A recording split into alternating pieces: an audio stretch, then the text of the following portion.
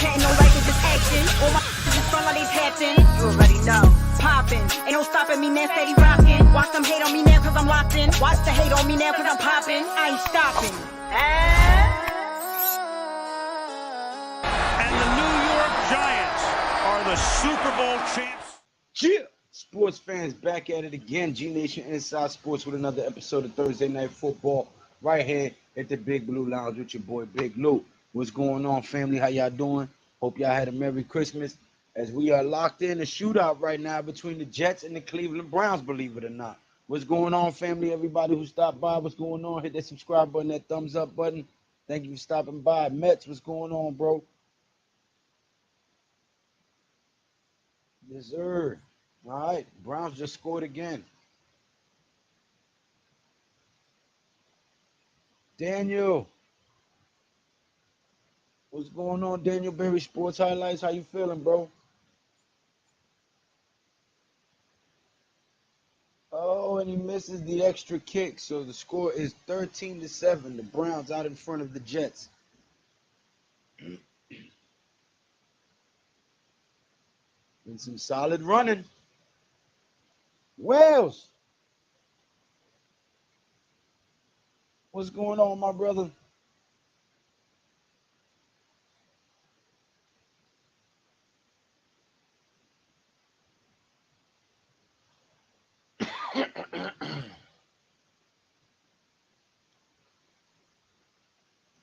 King George, what's going on, fam? How you doing, brother? What's up, Big Lou? What's up with you, my brother? Hope you had a Merry Christmas. You know the hoodies is out, George. Got the G Nation hoodie. Got the Big Blue Crew Sports logo hoodie. Got the leather to the face hoodie. Them shits is fly. That's my favorite one so far. I ain't gonna front.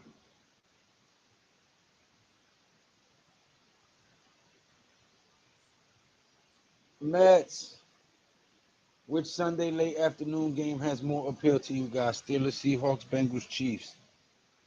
Both of them games is whack, in my opinion. But what's good, Jada Gar? How you doing, fam? He said, I'm good. Where can we order? If you looking at the video on YouTube, underneath, there's tagged products.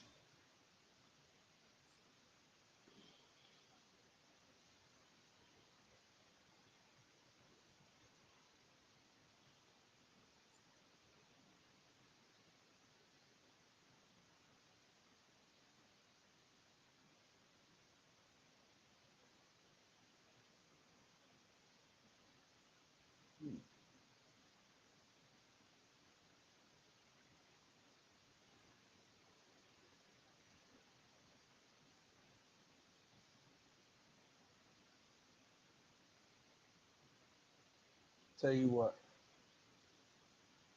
what. I will put the link in there. I don't see why it's not just.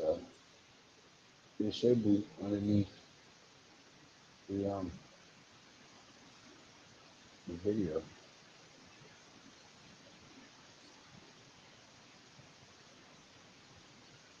But here's the link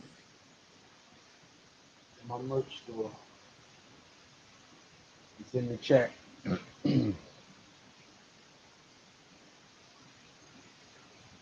Oh, Wells already put it up there. Okay, Wells. Appreciate it, bro.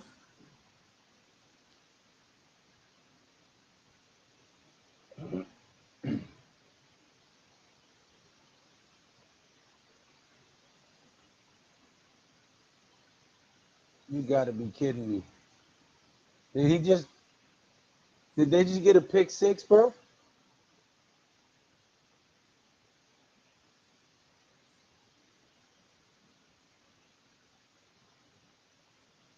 Oh, he fumbled. Wow.